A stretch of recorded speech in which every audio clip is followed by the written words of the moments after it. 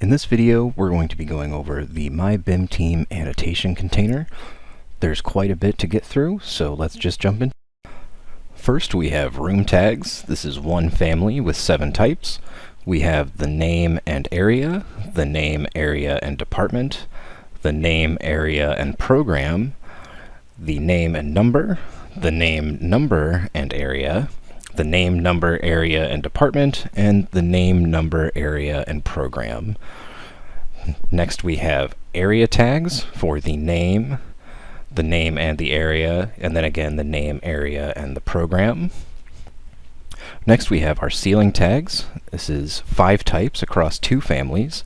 We have the rectangular for boxed for type mark and height above finished floor, unboxed with type mark and height above finished floor, hexagonal with the type mark and with the type mark and height above finished floor. We also have floor tags, one family for boxed with type mark and area, family type and area. Next, we're going to be going over the door and window tags. We have several different types, each in 3 sizes for the door tags by mark and by type. For by mark, we have circle, oval, square, and diamond. And for by type, we just have circle and oval. And then for the window tags, which also tag by type, we have diamond, hexagon, circle, square, and oval. Next we have our furniture tags. We have boxed, unboxed, and an oval, which display the type mark. And then we have our casework tags, a boxed and unboxed, which also display the type mark.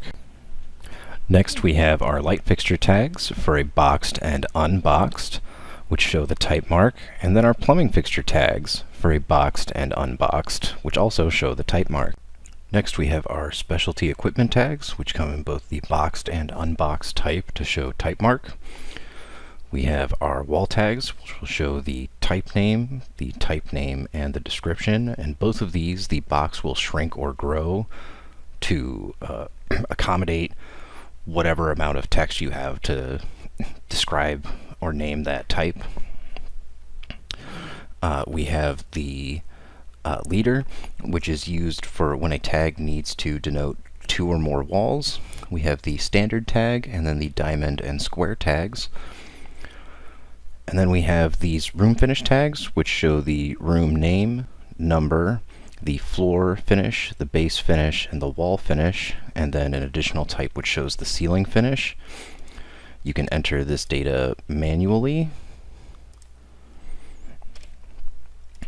And then we also have individuals with leaders for a single or double box, so you can show an individual finish callout if needed. Next up, we have our various view tag details. We have view titles, which display the view number, the name, and the scale in a box, diamond, circle, or simple bar variety. We have section marks for triangle, circle, a square with a smaller square. For wall sections, we have the same, and then we have a infill triangle for our working section and elevation families, as well as examples of the tail options here. For elevation marks, we have the circle, square, triangle, and then a filled or outlined arrow.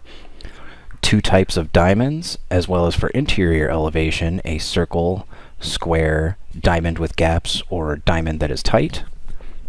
For our callout heads, we have large and small variations of a circle and square, and for our grid heads at varying increments of measurement in 1/4, 3/8, and 5/8, we have circular or hexagonal grid heads.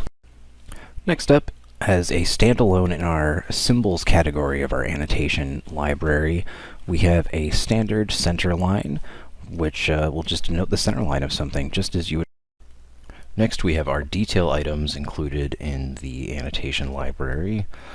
We have our standard and reverse align surfaces families, and each of these have options at the instance level to show the length of the arrow line and to change the text offset. We have these dummy sections and callouts. These are typically used when you need to reference a view that's in a linked file. Each of these has options at the instance level to show the tail or bubble at the start or end, to enter the sheet or detail ID, and then to have the arrow show up or down. The callout is parametric at the instance level and has the same sheet and detail ID numbers. And then we also have the repeating details for fire ratings. For 1 hour, we have the circle and dash. We have triangle and solid. We have the wave, wave short plus dash, and wave short plus solid. We have, for the 2 hour, circle and dash, triangle and solid, and wave and solid. And then we also have the firewall. Next, we have our text and dimension styles. We're going to start with the dimensions first. So we have our standard arrow, the standard arrow plus a center line, the standard tick plus center line, red reviewer dimensions with and without the center line. We have an inches with tick. We have angular with the standard arrow, diameter and radial standard arrow, and then a typical just standard arrow for the arc length. For textiles, we have sheet titles, view titles, schedule and legend titles, schedule body, standard titles, standard notes, notes with a border and notes that are opaque, small notes and reviewer notes. And you'll see that in each of these styles, we added a little indicator in parentheses to let you know the size of the font of the text.